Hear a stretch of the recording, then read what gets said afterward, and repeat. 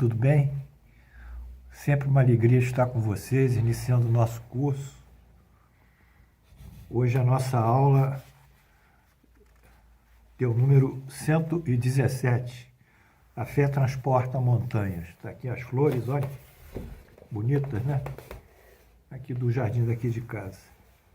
Bem, eu queria lembrar vocês que nesse sábado último, dia 22, eu dei uma aula grande, 1h22, cujo título foi Análise Crítico-Comparativa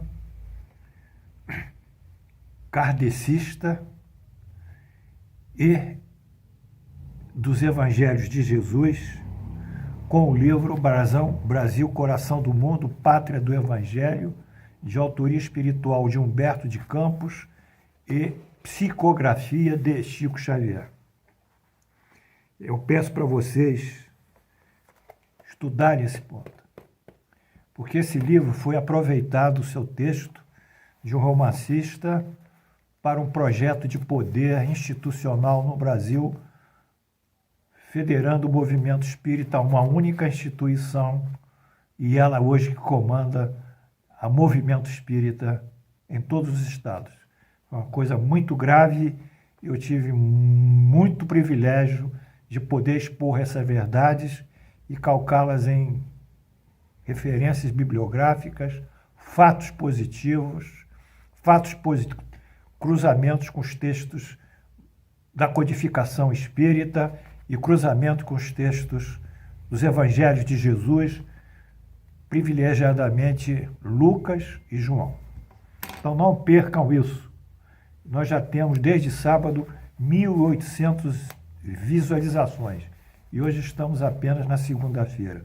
Eu espero que isso se dissemine por todo o Brasil, porque a minha missão é realmente divulgar a doutrina espírita da forma que o professor Kardec nos legou, da forma que os espíritos da codificação legaram ao professor Kardec e da forma que Jesus, que veio nesse segundo movimento, dirigir e orientar a doutrina espírita sob o pseudônimo do Espírito da Verdade, deu essa orientação fundamental para a eclosão do espiritismo em todo o mundo e que teve maior apelo aqui, maior sensibilização no Brasil. Então eu peço a vocês, está lá no YouTube, divulguem entre tantos quantos vocês puderem, que essa é uma campanha de recuperação do Brasil para o seu verdadeiro status espiritual e uma nova tomada de posição, que aqueles que seguirem esses princípios espíritas poderão incorporar ao dia a dia das suas vidas e à sua atitude. Bem, nós estamos estudando aqui a questão da fé transporta montanhas, estamos estudando aqui a interferência de Paulo Apóstolo na fé, em que ele faz a oposição da fé à lei. E surge então com Paulo Apóstolo um divisor de águas entre o cristianismo e o espiritismo. Contrariamente a Jesus, quando ele diz, não penseis que eu vim modificar a lei, nem os profetas, eu vim cumpri-los.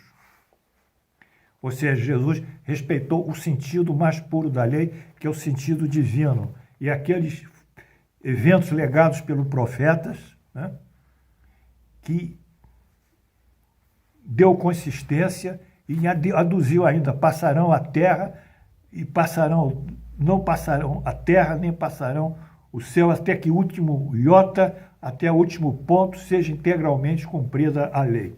Ele foi um continuador da lei mosaica no sentido do que há de divino, espiritual. Paulo Apóstolo cortou isso. Cortou e fez uma divisão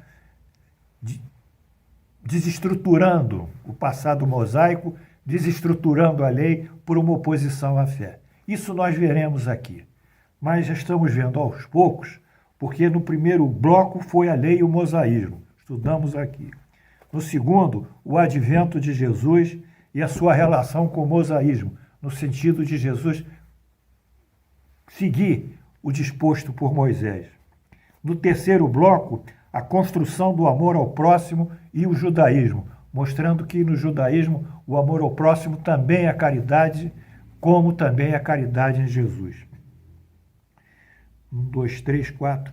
No quarto bloco, nós fizemos o primeiro bloco do cenário político-religioso em Jerusalém naquela época, é o bloco 1 desses aqui. Depois, iniciamos com o papel dos fariseus e hoje vamos continuar com o papel dos saduceus e, se for possível, iniciaremos o segundo bloco do cenário político-religioso na época de Jesus. Muito bem. Eu espero que você esteja me acompanhando. Na aula passada, nós descrevemos os fariseus. Eu não vou poder repetir isso, já deixei isso registrado na aula anterior, mas vamos começar hoje na 117 com os saduceus. Saduceus vem do nome Sadoc, que foi o fundador da seita dos saduceus aproximadamente em 248 anos antes do Cristo. Os saduceus submetiam-se apenas à antiga lei original, aquela lei mosaica original, antes de ser alterada, porque essas leis foram alteradas. Não admitia seguir a tradição, muito menos nenhuma nova alteração e, subsequentemente, nenhuma interpretação. De uma certa forma, os saduceus eram puristas da lei, ortodoxos em relação ao que tinha sido colocado e dito, e, portanto, não aceitavam nenhuma modificação. Valorizavam as boas obras e suas boas ações, executavam com simplicidade linhas de conduta para ele que é mais importante que as leis e que as práticas exteriores e a liturgia. Quer dizer, o fazer o bem, né, como nós hoje vemos no Espiritismo, a caridade, por excelência, fora da caridade na salvação, já era um preceito seguido pelos fariseus, muito acima do que diziam os textos mosaicos, exceção ao Decálogo. Caminhavam para a caridade, mais efetivamente que a ortodoxia da fé, que foram, através dessa ortodoxia, foi baseada em dogmas como o dos fariseus. Então eram homens da virtude e menos da dogmática. Eram em pouco numerosos, relativamente aos fariseus, porém seus membros eram muito influentes e poderosos dentro da cúpula judaica, que era onde era chamada Sinédrio. Saduceus e fariseus faziam grande oposição entre si, claro, pelas diferentes interpretações da Torá. Muito bem. Esse foi, então, o bloco dos fariseus. Dois núcleos contemporâneos de Jesus. Os fariseus aqui, fundado por Eliú, em mais ou menos 180 a 200 anos antes de Cristo, que seguiam a liturgia, os cultos exteriores, as práticas, as oferendas, os sacrifícios, as vestes paramentadas, os rituais, os cultos, de uma maneira absolutamente rígida. Mas o coração deles era vazio de piedade e de amor. Por isso Jesus os chamou, mais uma vez, de túmulos caiados. São brancos por fora, pintados de cal por fora, mas por dentro são ossos apodrecidos. Já os saduceus eram mais coerentes. Também data sua fundação, mais ou menos 180 a.C., por Sadoc, e eles se projetavam mais para a prática da religião no sentido do próximo e menos a leitura dos textos da Torá. Mas eles achavam que esses textos orientariam eles também, mas não era nessa ortodoxia e nessa rigidez, eu diria, dogmática dos fariseus. Então, ambos conflituavam e ambos também atacaram Jesus, porque Jesus ia surgir como uma terceira força entre eles, ou uma nova força na movimentação religiosa dos judeus e do clero judaico de então. Muito bem. Vamos entrar aqui no cenário político e religioso de Jerusalém. Fazer aqui uns pequenos comentários.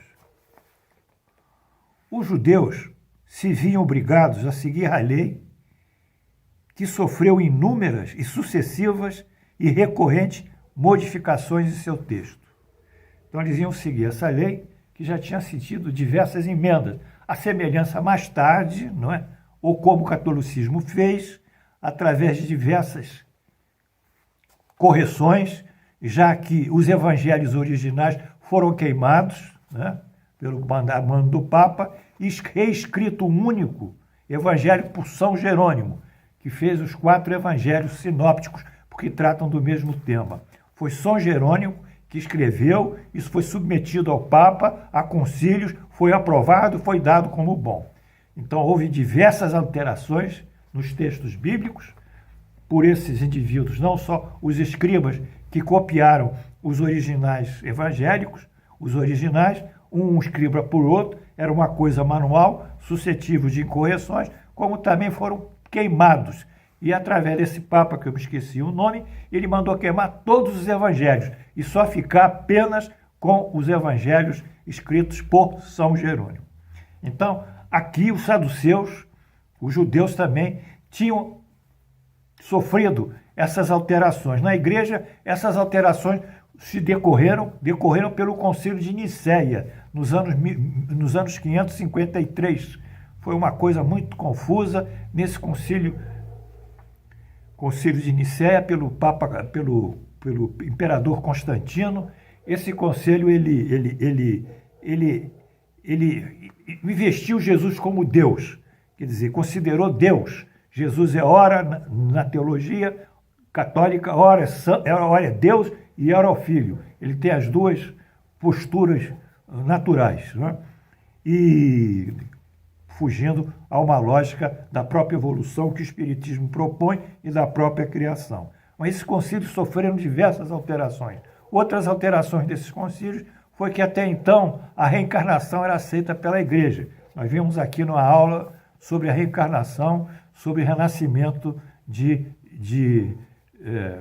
em João Batista de Elias. Elias foi a volta de João Batista à carne.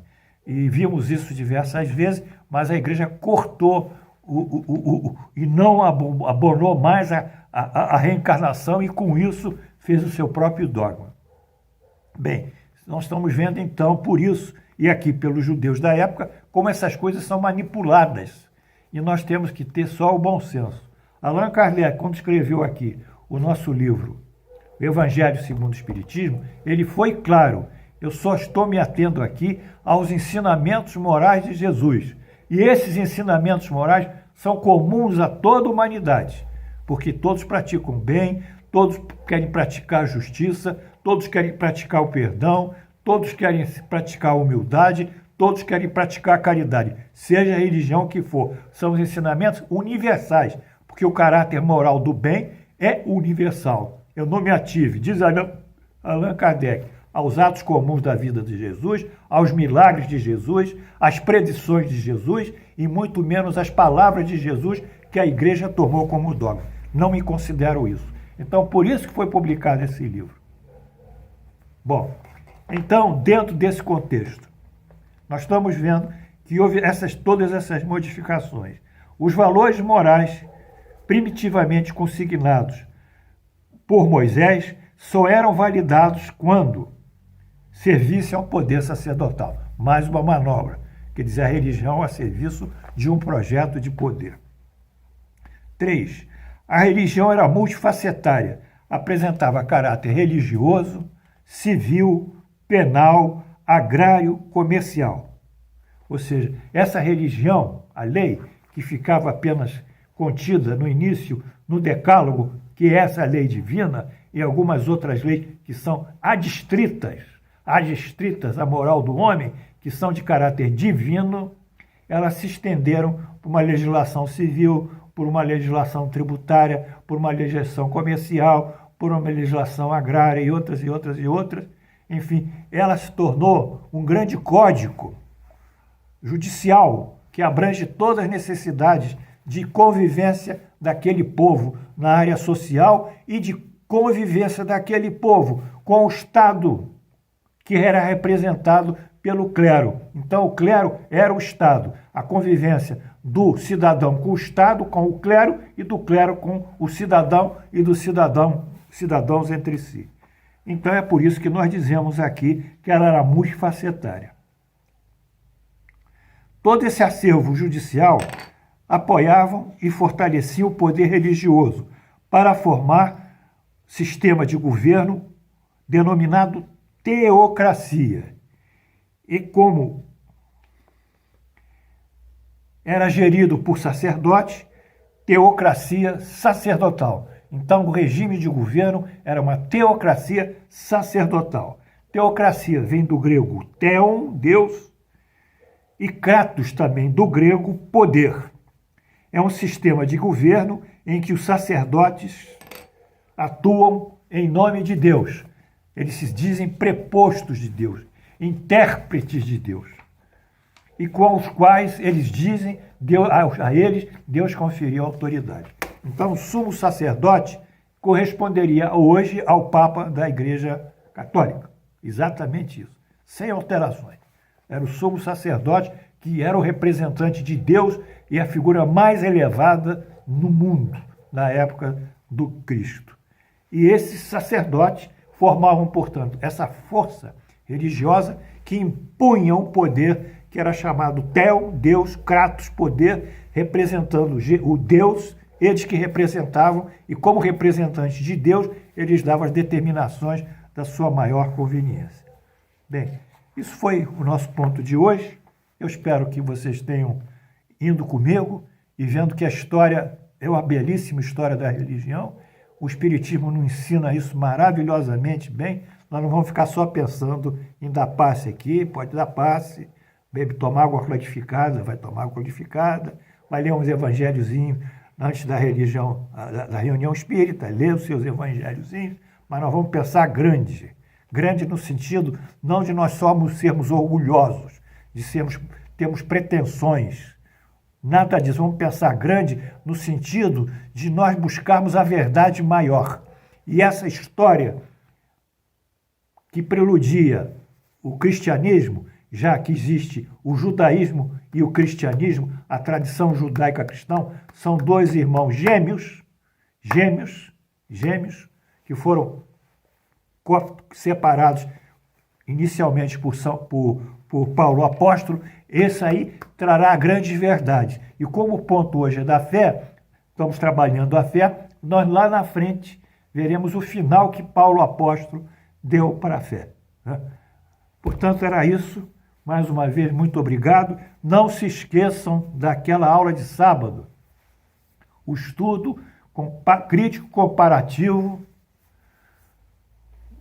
da doutrina espírita kardecista, que é uma opção de doutrinas espíritas. A nossa é kardecista, com K de que bom, aquele sorvetão, kardecista, e os evangelhos de Jesus, as citações que se referem, estão em João, estão em Lucas, com o livro Brasil, Coração do Mundo, Pátria do Evangelho, autor espiritual Humberto de Campos, psicografia Chico Xavier. Chico Xavier não é o autor desse livro, é o psicógrafo. Ele transmitiu, pela sua mediunidade mecânica, o pensamento do autor espiritual. Portanto, que Deus nos abençoe. Mais flores para vocês. E uma excelente semana com a graça de Deus. Amém.